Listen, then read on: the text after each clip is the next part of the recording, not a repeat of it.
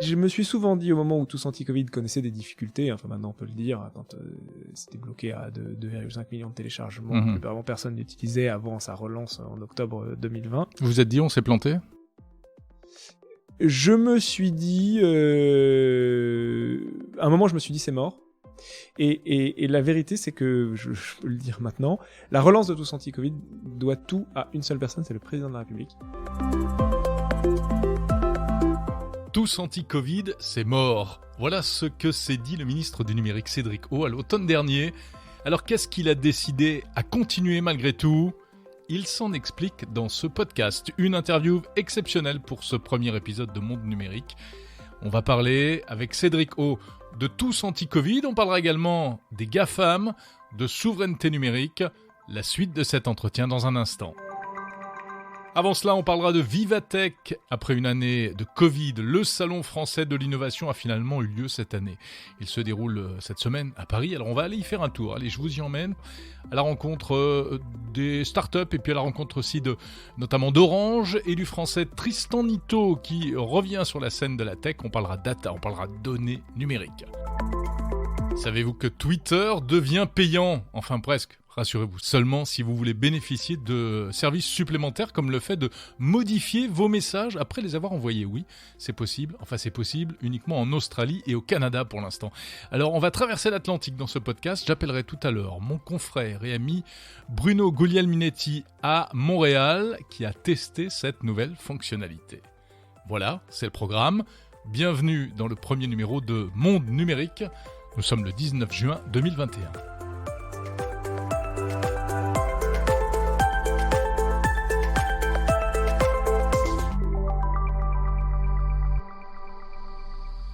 Et avant toute chose, je voudrais vous parler de moi. Alors non pas par narcissisme, mais parce que quand on écoute un podcast, on aime bien savoir qui parle. Donc pour ceux qui ne me connaissent pas, eh bien, je m'appelle Jérôme Colombin, je suis journaliste spécialiste des technologies. Depuis plus de 25 ans, on s'est peut-être déjà croisé sur les ondes, puisque j'ai couvert l'actualité des technologies à travers notamment la chronique Nouveau Monde sur France Info. On s'est peut-être déjà vu également en vidéo. Depuis presque 10 ans, j'anime avec mon ami et confrère François Sorel des émissions sur 01 TV. Et ce podcast est donc une nouvelle aventure. Je suis vraiment ravi d'entamer cette nouvelle histoire avec vous. Monde Numérique, c'est un podcast pour vous qui vous intéressez à l'actualité des technologies, par passion, par curiosité ou parce que c'est votre métier. Donc on va parler de sujets tech qui vous concernent, à travers un podcast long format, un podcast grand public aussi. Ici, on ne va pas jargonner, on ne va pas s'adresser seulement aux initiés. On se retrouvera, si vous le voulez, chaque samedi matin pour aborder en fait tous les aspects du numérique. Les innovations, les nouveaux produits et aussi toutes les questions que pose le numérique, économique, politique, environnemental, tout ce qui bouge en fait et qui a un impact sur la société ou sur notre vie quotidienne. Et puis on s'intéressera aussi à l'innovation dans le domaine des médias parce que la communication est au centre de nos vies aujourd'hui et ça bouge beaucoup dans ce secteur. D'ailleurs, ce programme s'inscrit dans la grande tendance du moment, qui est le renouveau du podcast. Parce qu'en fait, le podcast, ça connaît un vrai succès aujourd'hui, mais c'est vieux. Avec François Sorel, nous avions lancé nos premiers podcasts en 2006. Certains d'entre vous s'en rappellent peut-être. Aujourd'hui, c'est donc le grand retour du podcast. Il y a énormément de contenu, il y a énormément de programmes disponibles. Et c'est une très bonne nouvelle. C'est la preuve que c'est un média qui se démocratise. Monde Numérique est un podcast natif, c'est-à-dire disponible uniquement en numérique. Pour le suivre, il suffit de vous abonner. Alors, via la plateforme de votre choix, Apple Podcasts, Spotify, Deezer, Google Podcasts, etc., etc. Et même sur YouTube, il suffit de taper « Podcast Monde Numérique ». Voilà, on va maintenant entrer dans le dur de ce premier épisode avec, dans un instant, je vous le disais, l'interview exceptionnelle du secrétaire d'État au numérique, Cédric O. Mais d'abord, direction le parc des expositions de la Porte de Versailles à Paris. Je vous emmène à Vivatech. Porte de Versailles, parc des expositions.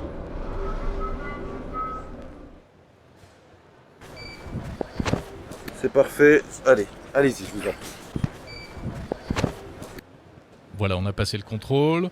Alors, accréditation, bien sûr, et passe sanitaire également, donc vaccination ou test négatif. C'est normal cette année. On pousse les grosses portes du parc des expositions de la Porte de Versailles et c'est reparti pour Vivatech 2021.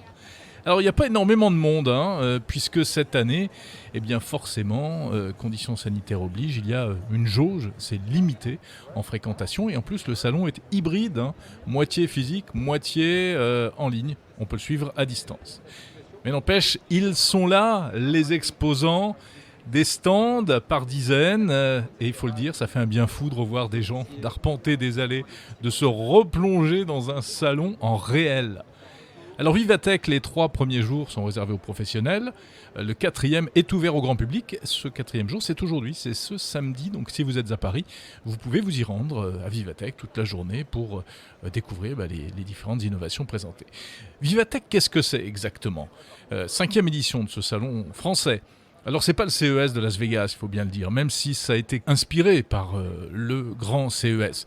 Il n'y a pas beaucoup d'annonces produits, parce qu'en fait, il n'y a pas vraiment d'entreprise de technologie à Vivatech. Ce sont plutôt des entreprises françaises traditionnelles qui montrent ce qu'elles savent faire en matière de technologie et d'innovation. C'est un salon qui est organisé par la grande agence de communication Publicis avec le journal Les Échos. Donc on retrouve en fait toutes les grandes entreprises avec lesquelles travaille Publicis. Bon, parfois on se moque un petit peu de Vivatech gentiment en disant que c'est un peu un concours de gros bras où les grandes entreprises françaises viennent montrer qu'elles sont modernes pour essayer de se rassurer un peu leur écosystème. Et puis il y a aussi beaucoup de startups, plein de startups qui sont là sous les ailes des grands groupes. Un entrepreneur assez célèbre que j'ai croisé me dit « Ah, on dirait le bal des débutantes. C'est le bal des débutantes des startups. » Des petites startups qui sont sur des tout petits stands. Alors, il faut dire que c'est pas donné, Vivatech. Pour les visiteurs, il faut quand même compter entre 190 et 400 euros l'entrée. Ce sont des professionnels qui viennent là. Et pour les exposants, ça coûte plusieurs milliers d'euros. Donc, autant vous dire que ce ne sont pas les startups qui payent. Elles sont pas très riches. Ce sont les grands groupes, en fait, qui payent pour ces startups. Et pour le grand public, si vous venez ce samedi, c'est beaucoup moins cher, rassurez-vous, c'est 15 euros pour le grand public. Donc voilà, Vivatech. Voilà, oui, en plus tout est en anglais à Vivatech, enfin en tout cas pour les conférences, etc., tout ce qui est public, on parle anglais. Bon, alors oui, certains d'ailleurs trouvent ça un peu énervant parce qu'on est à Paris, on est en France et tout, mais ça se veut un salon international, donc forcément dans un salon international, on parle anglais. Alors, donc les grands groupes, je le disais, qui ne sont pas vraiment versés dans la tech, en réalité, des startups qui, elles, sont beaucoup plus en prise avec la technologie, souvent sur des sujets très très pointus, très B2B, des conférences, des intervenants. Et cette année, donc, on célèbre la French Tech plus que jamais. C'est un peu Vivatech, la revanche des Français et des Européens sur les Américains et les Asiatiques. C'est une manière de dire qu'on existe. Même si, ils sont là aussi, les grands groupes américains. Les GAFAM sont là. Alors, il n'y a pas de stand Google, par exemple, cette année, mais il y a des deals qui se font. Google a signé un accord avec LVMH pour l'exploitation de la donnée. LVMH va faire appel à l'intelligence artificielle de Google pour exploiter la donnée, à la fois pour améliorer la production et puis ce qu'on appelle le retail, c'est-à-dire la vente avec de la publicité de plus en plus ciblée. C'est la preuve qu'on a beau parler de souveraineté numérique, on a bien du mal à se passer des outils surpuissants des big tech qui restent pour l'instant les meilleurs technologiquement et aussi commercialement. Les grands thèmes cette année, c'est la tech for good. Ce qu'on appelle la tech for good, c'est la tech utile qui fait du bien à la planète, donc des innovations positives en matière d'environnement, de la tech inclusive aussi. Emmanuel Macron est intervenu, il a visité, il a fait une petite déambulation dans les stands et puis il a fait une intervention publique, il l'a dit et il a essayé, le président, de prendre le contre-pied des discours parfois un peu anti-progrès technologique qu'on commence à entendre. Alors il a voulu réaffirmer un peu les choses et il a dit la tech c'est bon pour tout le pays. Vivatech, c'est très politique finalement. Alors on se balade dans les allées de Vivatech. Tiens, le grand stand LVMH central avec toutes les petites startups, je vous l'ai dit. C'est quoi les grands stands ? Il y a Renault, gros stand Renault, en tout cas c'est pas Renault, c'est Mobilize. C'est une filiale de Renault qui fait des petits véhicules électriques, tout petits, peut-être pour des véhicules d'autopartage dans le futur, dans les villes, et puis aussi pour les livraisons, des tout petits véhicules de livraison électrique, peut-être un jour autonomes, parce qu'on sait que ça va devenir de plus en plus un problème, les livraisons dans les villes. Alors il y a des grands groupes comme ça qu'on ne s'attend pas forcément à voir dans un salon consacré à la technologie. Il y a EDF, il y a des banques aussi. Il y a Orange, évidemment, l'opérateur. Alors là, en revanche, on est vraiment dans la tech à fond. Orange avec plein de startups assez pointues en matière d'innovation. Et précisément, tiens, on va aller rencontrer Michael Trabia, qui est directeur de l'innovation chez Orange. Il nous explique ce qu'ils font là aujourd'hui à Vivatech. Si Orange est présent à Vivatech chaque année, on est partenaire d'ailleurs de ce très beau salon, c'est pour affirmer à la fois notre présence dans l'innovation, dans les technologies, et les technologies comme une source de progrès. Pour nous, l'innovation, notre objectif, c'est d'avoir une innovation à impact positif pour les individus et pour la société. Et puis c'est aussi pour marquer notre attachement à l'écosystème, en particulier l'écosystème des startups. On accueille 70 startups de France et d'ailleurs sur notre stand, en physique et en numérique. Et c'est un peu la nouveauté de cette année, c'est qu'on a une édition numérique, on a beaucoup investi dessus pour que l'expérience puisse être quasiment la même à distance qu'en présence. Alors ce sont des startups qui font quoi? Qui sont dans quel secteur? Il y a une thématique en particulier? On a plusieurs thématiques, mais finalement, les startups qu'on amène ici, c'est des startups avec lesquelles on a envie de travailler, on a envie de collaborer. On a des startups qui sont beaucoup dans les usages notamment autour de la 5G, qui est évidemment le sujet de 2021. La 5G, voilà, tout le monde en parle, on est en train de la déployer, les clients sont en train de s'équiper de terminaux, et donc on va avoir une accélération très forte du déploiement de la 5G, et évidemment, comme toute technologie, ce qui est important, c'est ce que nous en ferons, c'est donc les usages. Et c'est pour ça qu'on travaille avec des startups qui sont dans les contenus immersifs, par exemple, que ce soit pour le grand public, le sport, qui est un gros contenu. On était à Roland-Garros, on a montré ce qu'on pouvait faire comme si on était en tribune à regarder le match, mais aussi pour les entreprises. Et on a beaucoup de startups qui travaillent sur des formations à distance, également sur du travail déporté, en particulier dans des configurations qui peuvent être un peu dangereuses ou difficiles d'accès. Imaginez un conducteur de grue, par exemple. Demain, il pourra, plutôt que de monter et descendre à chaque fois pour piloter sa grue, être dans une cabine en toute sécurité avec la 5G. Et donc, comme s'il était sur place, avec des écrans tout autour de lui, avec une latence très faible, et c'est important pour éviter les accidents, avoir le même niveau de pilotage que s'il était à distance. Alors, la 5G, c'est du trafic, ce sont des données. Et la gestion des données, on a l'impression que ça devient de plus en plus crucial pour les entreprises aujourd'hui. Est-ce que vous travaillez sur des applications liées à l'exploitation de la donnée? Absolument, et c'est vrai que c'est un élément fondamental. On voit beaucoup d'entreprises qui sont nées de la donnée et de son exploitation. On voit de la valeur que ça peut représenter. Et donc on a décidé chez Orange et chez Orange Innovation en particulier de monter une équipe dédiée à l'utilisation de la donnée et de l'intelligence artificielle pour traiter cette donnée qui va nous permettre à la fois de mieux gérer nos réseaux et donc à la fois nos investissements, mais surtout la manière dont on opère les réseaux. Et ça, c'est très important parce qu'il y a un besoin de résilience. Aujourd'hui, la connectivité, c'est vital, on ne peut plus s'en passer et dès qu'il y a le moindre incident, c'est quelque chose qui pose un énorme problème. Et donc, grâce à l'intelligence artificielle, grâce à la donnée, on va pouvoir gérer de manière beaucoup plus efficace, beaucoup plus résiliente nos réseaux. On l'utilise. De quelle manière? Vous pouvez qu'on touche bien du doigt, ça veut dire quoi très concrètement, exploiter la donnée pour la résilience? Très concrètement, ça veut dire qu'aujourd'hui, on gère des milliers, des dizaines de milliers d'alarmes. Quand vous êtes en opération, quand vous supervisez un réseau, vous avez des alarmes un peu partout. Certaines ne sont pas graves, normales, mais elles doivent être traitées. Et grâce à l'intelligence artificielle, grâce à la donnée, on va pouvoir mieux cibler, éliminer tout un tas d'alarmes qui sont normales, qui peuvent être traitées de manière automatique, et se concentrer et aller très très vite sur les alarmes qui sont plus problématiques. Voilà, c'était Michael Trabia, le patron de l'innovation chez Orange. Alors, des alarmes pour avertir quand il y a un problème.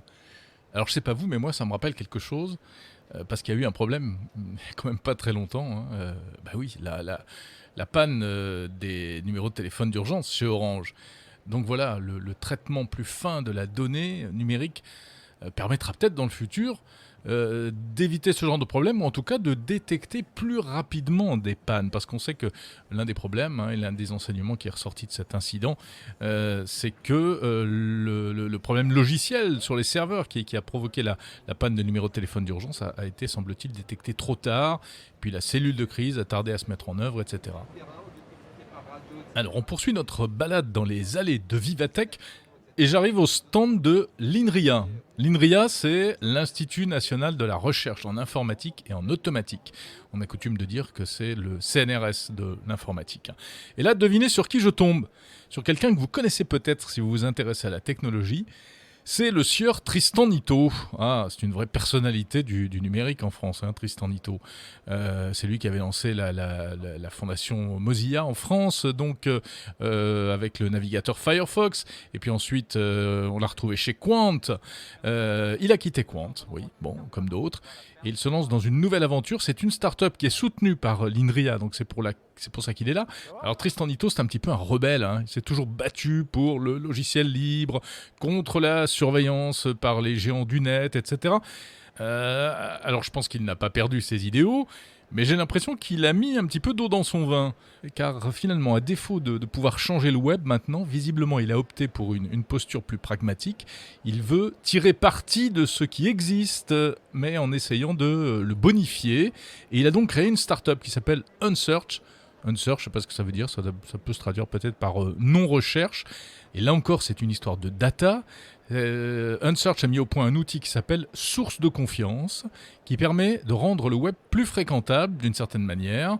C'est un truc pour améliorer les moteurs de recherche, si j'ai bien compris. Écoutez. Alors Unsearch, donc, c'est une start-up française, et l'idée c'est d'améliorer, d'augmenter les moteurs de recherche. Alors par exemple, on va augmenter Google, on va augmenter Quant, on va augmenter Bing en fonctionnalité. On va apporter de la valeur en partant du principe tout simple, c'est que pour certaines catégories de personnes, par exemple les agents de mairie, eh bien ces personnes-là, ils vont besoin d'accéder à des sites officiels tout particulièrement, parce que dans leur métier c'est important, et donc les sites officiels de mairie ou de l'administration centrale.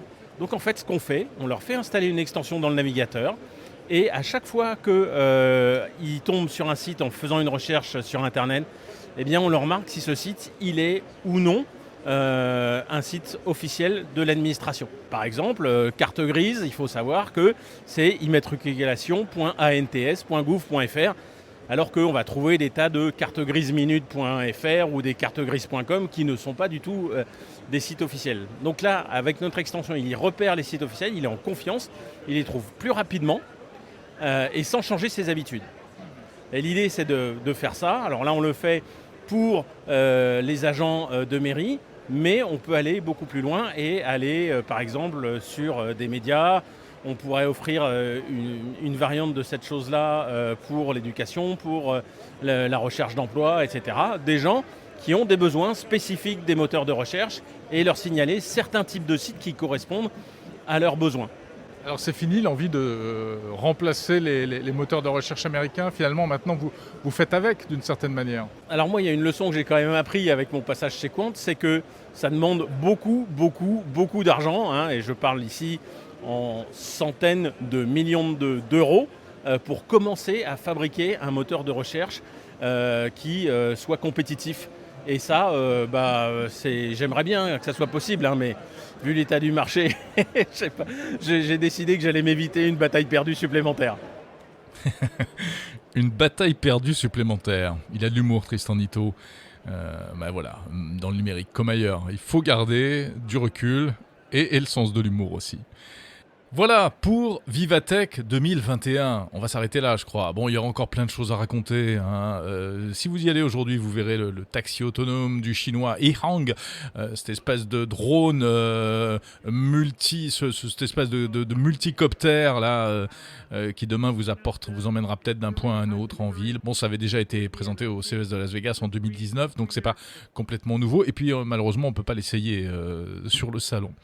Il y avait également cette année l'intervention de Tim Cook, de Mark Zuckerberg également, en visio, l'un comme l'autre, le patron d'Apple, le patron de Facebook. Je ne vais pas m'étendre en détail là-dessus. En gros, ils ont évidemment, Cook et Zuckerberg, chacun prêché pour leur paroisse, et puis alors beaucoup de propos très positifs, mais des petites piques, et c'est intéressant à noter, en direction de l'Europe et en direction précisément du DMA. Alors le DMA, c'est le Digital Market Act, c'est ce texte qui est en préparation au niveau européen et qui vise à mieux réglementer l'espace numérique sur le plan commercial. Et évidemment, le DMA va s'attaquer au monopole des géants de la tech. Et donc, ils craignent un petit peu pour leurs activités en Europe, Tim Cook et Mark Zuckerberg. Tim Cook, lui, pour Apple, pour sa défense, a mis en avant le fait que si, par exemple, on obligeait un jour Apple à intégrer dans iOS un concurrent de l'App Store pour faire rentrer plus d'applications, en réalité, ça nuirait à la sécurité de l'App Store. Toujours le discours d'Apple au bénéfice de la vie privée. Pour Mark Zuckerberg, pour Facebook, ça va être plus dur à argumenter. Bon, en tout cas, là, on est parti pour des mois et des mois de discussion entre les big tech et l'Europe. C'est vraiment intéressant, cette histoire de DMA. On en reparlera. En attendant, ce qu'il faut retenir, donc, c'est que, comme je le disais, le numérique, c'est de plus en plus politique. Alors justement, on va parler politique. Enfin, en tout cas, on va parler avec un politique. Et pour ça, on va se diriger vers un lieu de pouvoir parisien.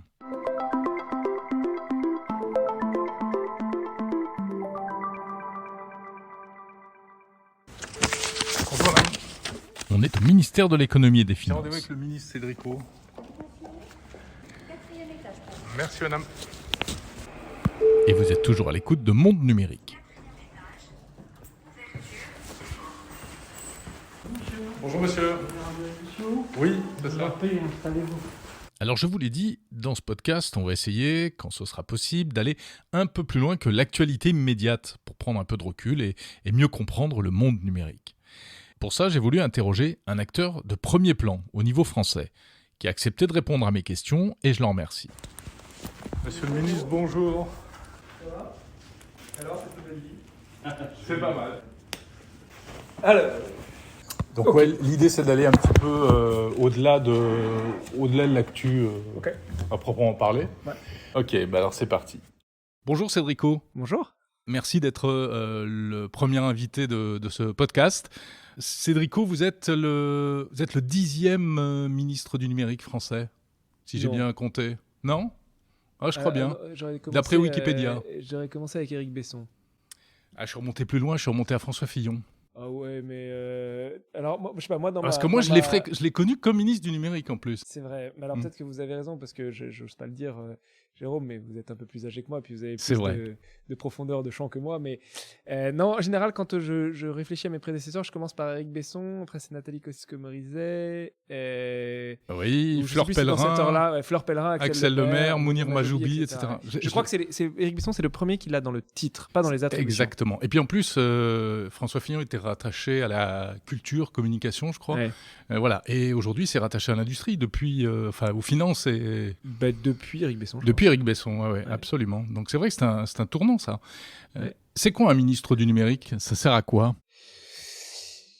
Alors, bon, je pense qu'il y a plusieurs choses. Il y a deux choses, en fait. Il y a, d'abord, le numérique, c'est à la fois un secteur, et puis c'est vraiment quelque chose qui transforme tout. Et donc, je pense que le ministre du numérique, c'est un peu entre les deux. C'est-à-dire, à la fois, c'est le ministre du secteur, c'est-à-dire que voilà, il faut faire grandir le secteur, promouvoir les usages, faire en sorte que les startups grandissent, etc., etc. Et oui, ça, puis, c'est l'aspect très économique. Voilà, très économique. Et puis, il y a tout l'aspect plus sociétal, institutionnel, social, qui est la transformation des politiques publiques à l'heure du numérique.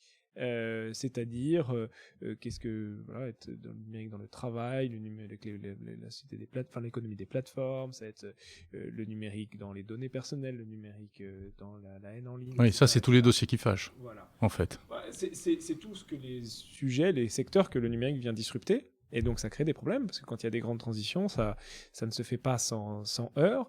Et puis, il y a enfin, mais c'est parfois le ministre du numérique là, parfois c'est le ministre de la transformation publique qui l'a, c'est la transformation numérique de l'État. Voilà, c'est ces trois grands sujets. Est-ce que c'est pas un peu comme le journalisme spécialisé dans le numérique, c'est-à-dire que c'est amené finalement un jour ou l'autre à se fondre dans le reste et dans l'action publique ? dans l'ensemble de l'action publique. Oui, mais on voit exactement la même chose dans les grandes entreprises. C'est-à-dire qu'il y a les directions du numérique, puis après on se dit qu'en fait non, le numérique est partout et donc ça doit être intégré dans les métiers. Et puis après on revient au fait que quand même il y a quand même un savoir-faire spécifique et transverse. Et donc il y a un peu effectivement ces deux choses. On doit être à la fois un aiguillon qui fait que les autres se convertissent au numérique, en tout cas intègrent le numérique dans leur réflexion. Et puis il y a quand même un savoir-faire, je pense, une culture, une grammaire qui est propre au numérique, et il est utile d'avoir quelqu'un qui a une vision un peu transverse de l'ensemble de ces sujets. Donc c'est utile, le ministre du numérique. J'espère. Ouais. Enfin, c'est plutôt à vous de me le dire, mais j'espère. Vous faites un peu de pédagogie auprès de vos collègues aussi? Ah, tout le temps. Non, il y a un gros changement. Moi, j'ai travaillé avec le précédent majorité, gouvernement sous François Hollande. Le gros changement que moi je vois dans mon quotidien, c'est le rapport du président au numérique. Je pense que pour la première fois, on a un président qui comprend, qui connaît, qui en comprend la grammaire, etc. Donc c'est extrêmement important, ça change absolument tout, parce que c'est comme dans les grandes entreprises, c'est tellement violent la transition numérique que si le décideur ultime n'a pas en tête les efforts qu'il faut faire et la grammaire du sujet, c'est très compliqué. Voilà. Et donc, par ailleurs, oui, mes collègues sont quand même pour la plupart de plus en plus sensibilisés. Parce qu'il y avait une époque, c'était difficile. Hein. Ouais, On je sentait ne veux pas critiquer. les politiques avaient du mal quand même. Je veux pas parler d'une autre période. Disons que cette fois-ci, je trouve que c'est inégal, mais il y en a quand même, il y en a quand même tout un certain nombre qui comprennent très bien. Il y a des premiers ministres qui téléchargent pas les applications anti-Covid. Non, mais ça, c'était pour une raison de sécurité. Rappelez-vous, ça n'avait rien à voir. Cédrico, ce que je voulais voir avec vous, justement, au-delà peut-être de ces faits d'actualité, c'était un peu votre regard sur le numérique aujourd'hui, parce que je sais que vous avez une perception très fine de tout ça. Et aujourd'hui, finalement, qu'est-ce qui vous enthousiasme et qu'est-ce qui vous empêche de dormir, peut-être? Si on commence par ce qui vous enthousiasme dans le numérique aujourd'hui. Dans mon métier ou dans le numérique émergenti, c'est pas exactement le même. Je dirais que c'est un peu les deux, mais effectivement, c'est on va dire dans la transformation numérique de la société, qu'est-ce qui vous donne la pêche? Ouais, je reste assez enthousiaste. Enfin, je sais pas si on peut appeler mon attitude comme plutôt technophile, mais je reste assez optimiste. Et un peu à rebours d'ailleurs d'une forme d'air ambiant, d'impression que tout va mal, que la technologie apporte un certain nombre de grands problèmes, etc. Oui, que le numérique ne fait plus rêver, comme vous avez dit à un moment. Exactement, le numérique ne fait plus rêver. Moi, je trouve qu'on trouve là, particulièrement en France, particulièrement avec la French Tech, particulièrement avec les entrepreneurs, un relais d'optimisme, de vision, de projection dans l'avenir, de volonté de porter une voix française et de le faire avec la conscience de toutes les difficultés que ça emporte, mais avec beaucoup d'enthousiasme et d'optimisme qui, je pense, est un des éléments d'un renouveau français qu'on peut espérer voir, en tout cas voir poindre dans une période difficile, avec des tensions sociales et sociétales difficiles. Mais voilà, pour tous ceux, vous en faites partie, qui côtoient ce monde au quotidien, il y a quand même cet optimisme, cette volonté de se projeter dans l'avenir, cette idée que la France sait faire, la France va faire, qu'elle n'a pas à rougir de ce qu'elle sait faire, qu'elle a plein de penseurs et d'ailleurs de faiseurs du numérique, et qu'on a notre propre voie à tracer, et qu'il n'y a pas de raison de penser qu'on va être déclassé par rapport aux Américains et aux Chinois. Bien sûr, il y a des difficultés, bien sûr, il faut faire des réformes, bien sûr, blablabla. Mais voilà, je pense que c'est ce qui est le plus enthousiasmant dans ce monde du numérique, qui par ailleurs, faut le dire, je pense que mon quotidien est plus simple que celui d'Olivier Véran ou celui d'Elisabeth Borne. C'est-à-dire, moi, je suis dans un secteur qui...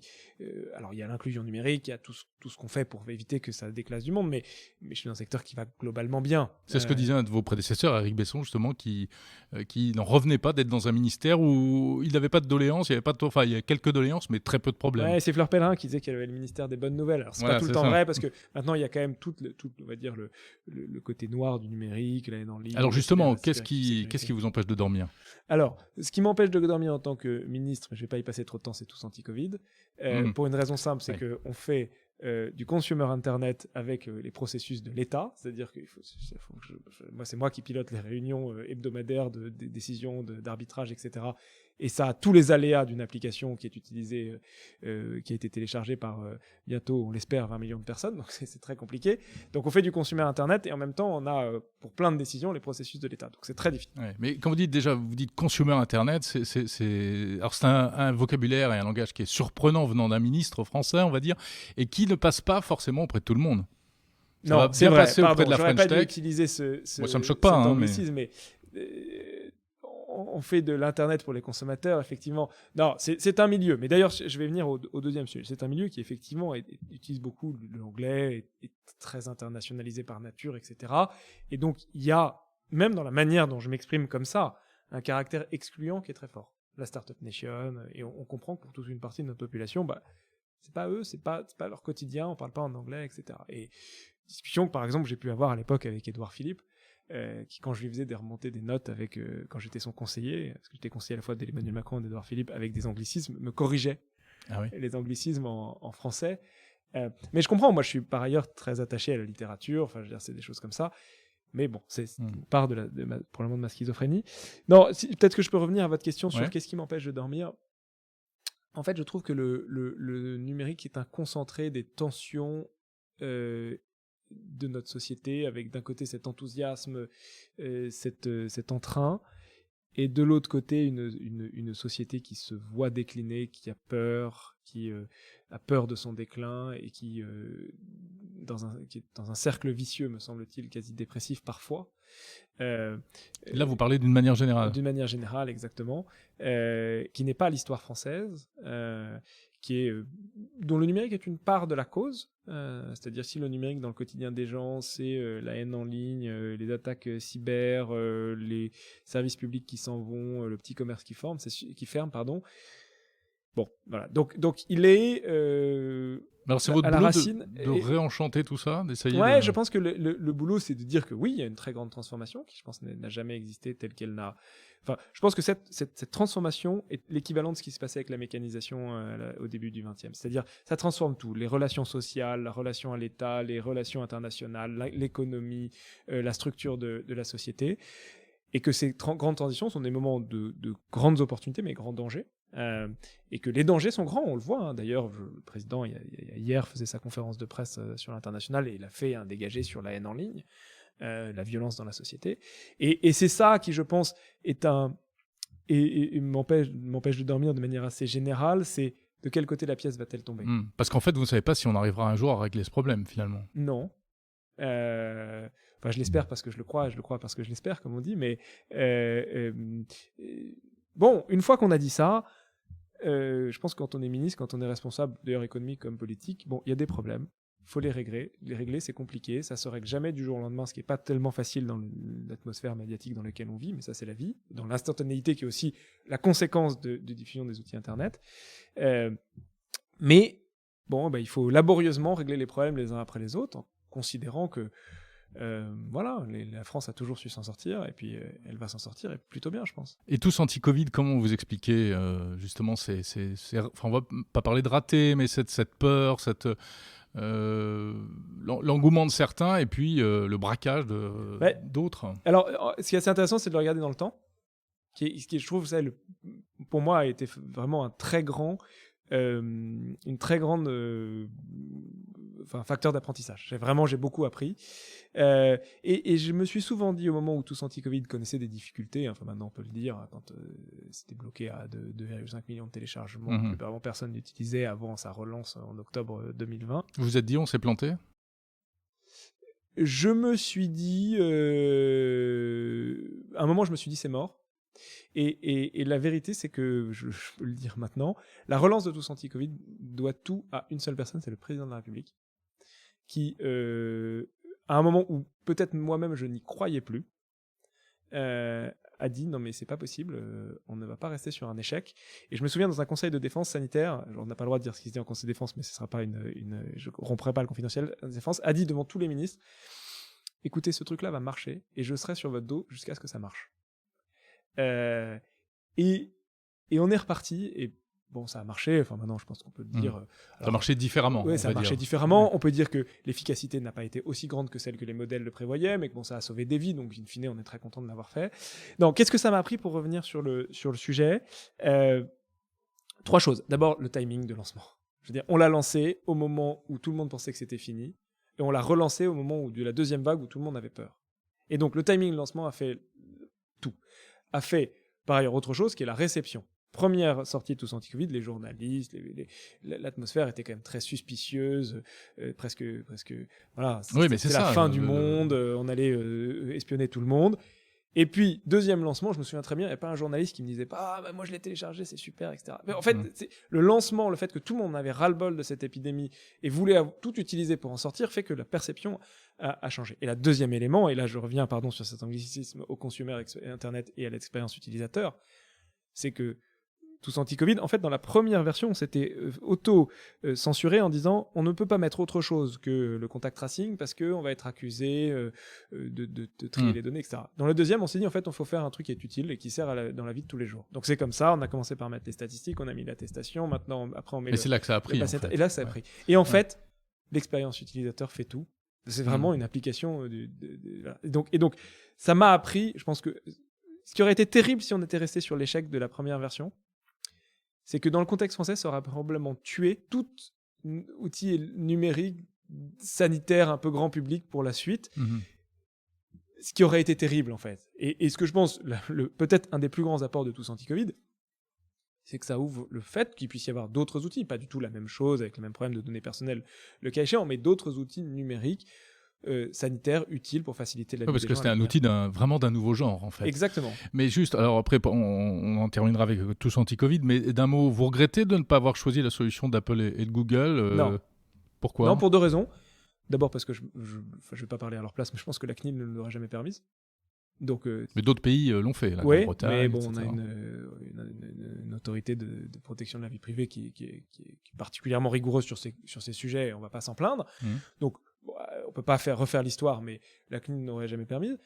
Par ailleurs, aujourd'hui, on a démontré, deuxièmement, il y a eu des fuites de données sur l'API Apple-Google, notamment sur les Android, qu'il n'y a pas eu sur Tous Anti-Covid. Qu'est-ce qu'on n'aurait pas entendu si ça s'était passé avec Tous Anti-Covid ? C'est passé inaperçu, alors même que, je crois, les Pays-Bas ont arrêté l'application pendant 48 heures compte tenu des fuites de données, etc. Bon. Et troisièmement, et il est vrai que l'application Tous Anti-Covid, pour sa partie contact tracing, fonctionne un peu moins bien que l'application Apple-Google sur Apple, mais bon, les contacts Apple, c'est 4% parce que le Bluetooth, des interactions. c'est pas activé, etc. Voilà. Mais c'est entre iOS, ça Entre fonctionne iOS. un peu moins bien. Ça fonctionne pareil entre iOS et Android et entre 2 Android. Donc c'est 96% des interactions entre smartphones. Mais ça a bien marché. Je veux dire, là, on a montré que l'INRIA, Outscale, Navi, etc., ça savait faire des applications qui marchent très bien. Ouais. Bon, on ne sait pas trop ce qui a bien marché parce qu'il y a beaucoup de gens qui disent mais moi j'ai jamais rien reçu, donc pour eux c'est la preuve que ça n'a pas marché. Oui, mais c'est plutôt un sujet d'usage, c'est-à-dire qu'en fait, oui, il faut ne pas killer l'application. Oui, il y a un certain nombre de rigueur à avoir, ce qui d'ailleurs est aussi des leçons pour la suite. Il y a, je crois maintenant, 210 000 personnes ou à peu près de cet ordre-là qui ont reçu une notification qu'à contact. Donc, c'est pas, si on regarde un peu, alors il n'y a pas d'études scientifiques très précises, mais si on fait des règles de 3, il y a quelques dizaines de vies qui ont été sauvées. Ouais, bon, voilà, fallait le faire. Et on regrette pas de l'avoir fait.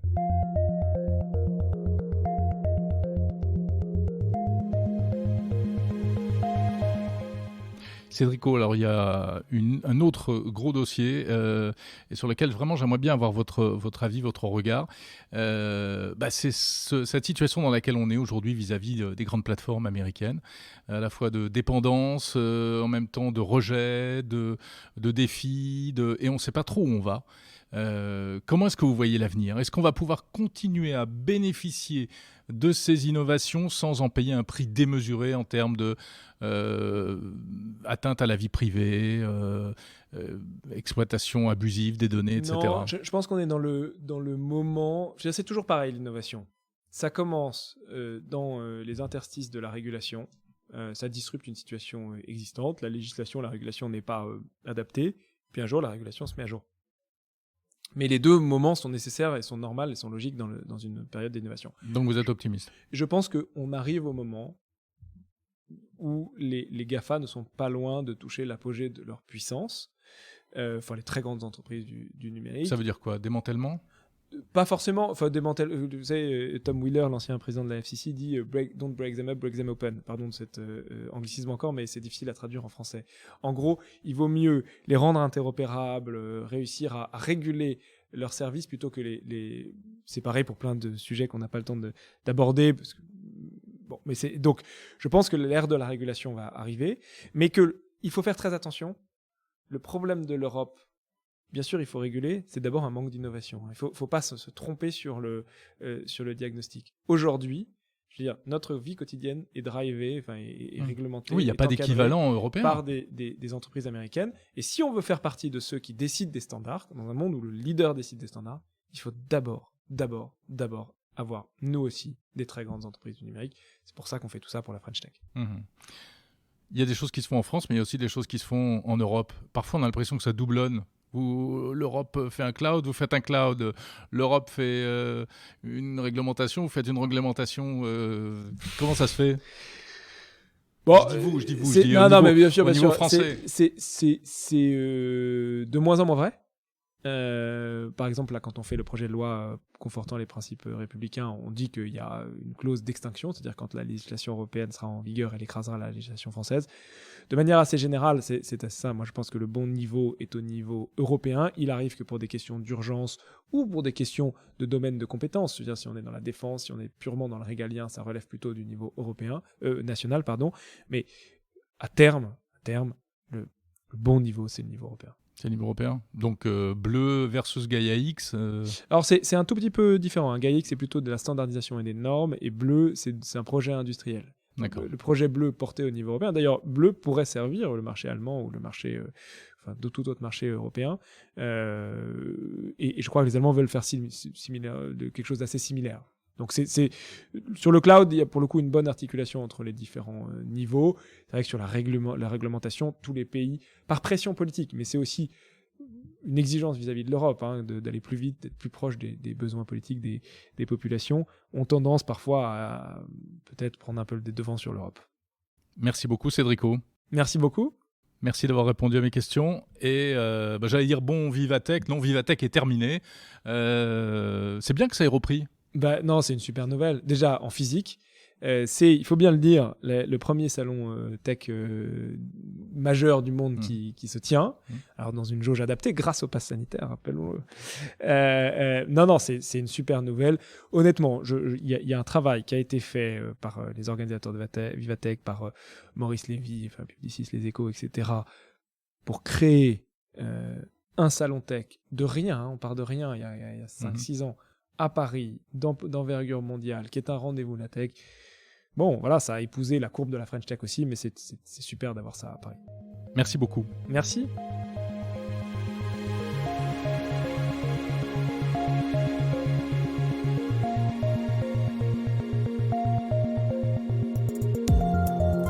C'est pas fini. Je voudrais vous parler d'un troisième gros sujet cette semaine dans Monde Numérique. Si vous êtes utilisateur de Twitter, ça va vous intéresser. Parce que vous faites peut-être partie comme moi de ceux qui tweetent parfois un peu trop vite. Et quand on tweete trop vite, parfois on dit des bêtises, parfois simplement on fait des fautes. Et malheureusement, on ne peut rien corriger. C'est la règle du jeu depuis toujours. Vous pouvez effacer votre tweet ou en rajouter un autre. C'est quand même assez limité. Voilà, Twitter n'a jamais voulu proposer cette option. Jack Dorsey, le PDG, expliquait à chaque fois que non, ce n'est pas possible, ça changerait la philosophie du réseau, etc.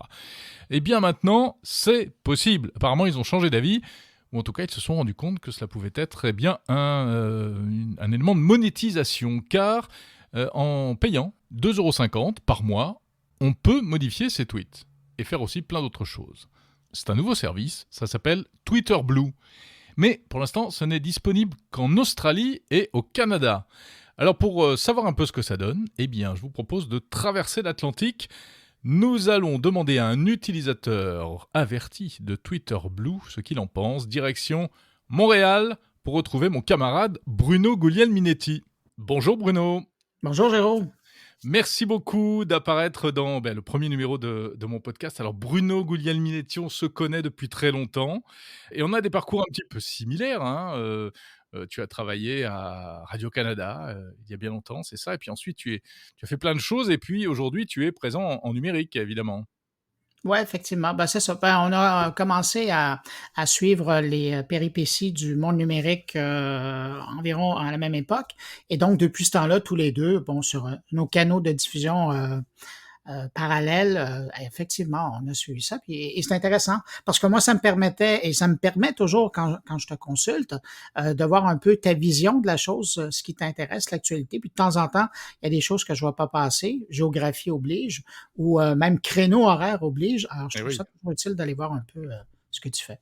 Eh ben, c'est exactement pareil dans l'autre sens. Et Bruno, on te retrouve évidemment toutes les semaines dans ton podcast Mon Carnet, le vendredi, voilà, et qui est une référence. Et alors, vraiment, je voulais que tu nous parles de cette chose qui n'existe que chez toi actuellement. Et en Australie. Et en Australie, exactement, qui est ce Twitter Premium, je ne sais pas si on peut appeler ça comme ça. Donc, tu as testé cette option qui permet de corriger un tweet. Tu peux nous raconter un peu ? Oui, je pense que la première raison pour laquelle les gens se sont, enfin, les Canadiens et les Australiens qui étaient intéressés par la chose, se sont littéralement rués sur le service, c'est parce que ça permet de rattraper un tweet qu'on a publié. On peut aller c'est nous là qui décidons du laps de temps qui nous permet de faire ce rattrapage. On peut aller jusqu'à 30 secondes.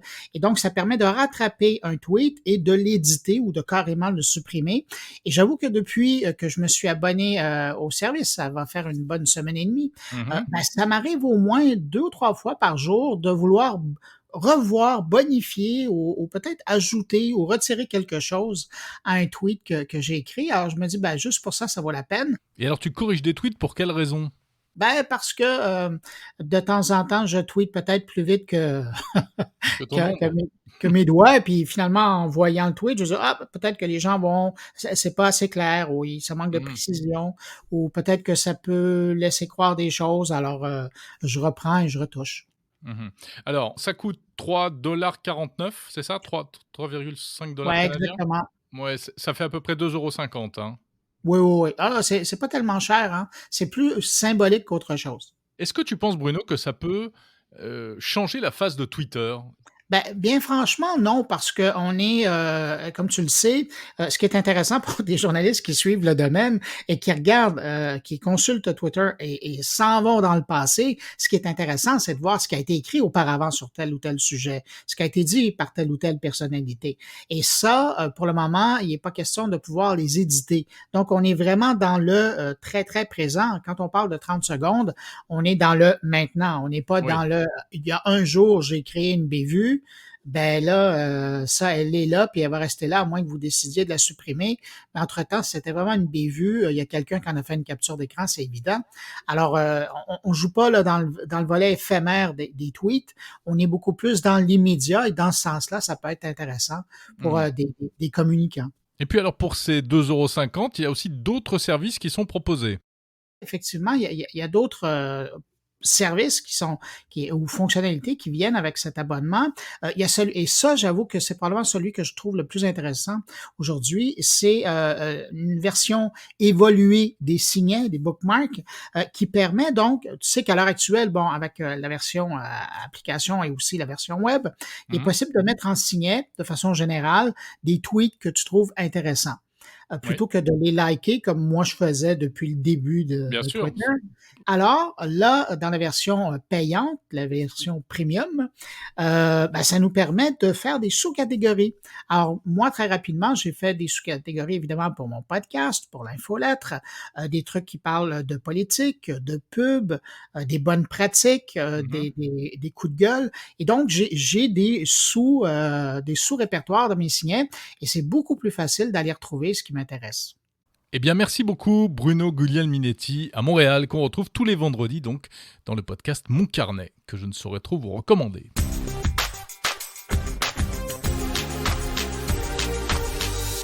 C'est bientôt la fin de ce premier numéro de Monde Numérique. On était très long, c'est un peu mon problème, ça l'a toujours été en radio. Voilà, c'est plus long que prévu. Et en plus, je n'ai pas terminé. Avant de conclure, sachez qu'on fête un anniversaire aujourd'hui. Oui, c'est le lancement, enfin en tout cas l'anniversaire du lancement de l'iPhone 3GS. C'était le 19 juin 2009, il y a 12 ans. C'était la 3e génération d'iPhone avec, vous savez, ces vieux iPhones avec un design arrondi, un petit écran, 3,5 pouces, le GSS, ça voulait dire speed, plus rapide. Il avait une commande vocale, mais ce n'était pas encore Siri. Pourquoi est-ce que je vous parle de ça ? Parce que, chaque semaine, je voudrais vous proposer un coup d'œil sur des anniversaires de la tech. Ça vient d'un site web que j'ai créé qui s'appelle techtime.fr. Et des anniversaires, il y en a plein. Alors, il y en a d'autres qui arrivent. Là, demain, 20 juin, ce sera les 6 ans de la radio numérique DAB+, en France. Lundi 21 juin, ce sera l'anniversaire, les 17 ans de la loi pour la confiance dans l'économie numérique, la LCEN, adoptée en 2004, mais c'est un des fondements d'Internet en France. Et puis le 25 juin, les 23 ans de Windows 98. Voilà, si vous voulez en savoir plus sur ces anniversaires, rendez-vous sur le site donc tech-time.fr. Cette fois, c'est la fin de ce premier épisode de Monde Numérique. Merci de l'avoir écouté jusqu'au bout, j'espère que ça vous a plu, l'aventure est lancée. Désormais, je vous propose qu'on se retrouve chaque samedi pour des news, des interviews, des reportages. La semaine prochaine, tiens, on reparlera un peu de Vivatech, parce que je ne vous ai pas tout dit sur Vivatech, il y a encore des choses à découvrir. Évidemment, si ce n'est pas encore fait, je vous invite à vous abonner à Monde Numérique sur la plateforme de votre choix, Apple Podcast, Spotify, Deezer, Google Podcast, etc. Parlez-en à vos amis, abonnez-les de force. J'ai piqué la formule à Mathieu Stéphanie, clin d'œil Mathieu. Également sur YouTube, vous tapez podcast Monde Numérique, vous retrouverez tous les épisodes. Je vous invite enfin à noter ce podcast en mettant 5 étoiles, c'est super important paraît-il pour le référencement.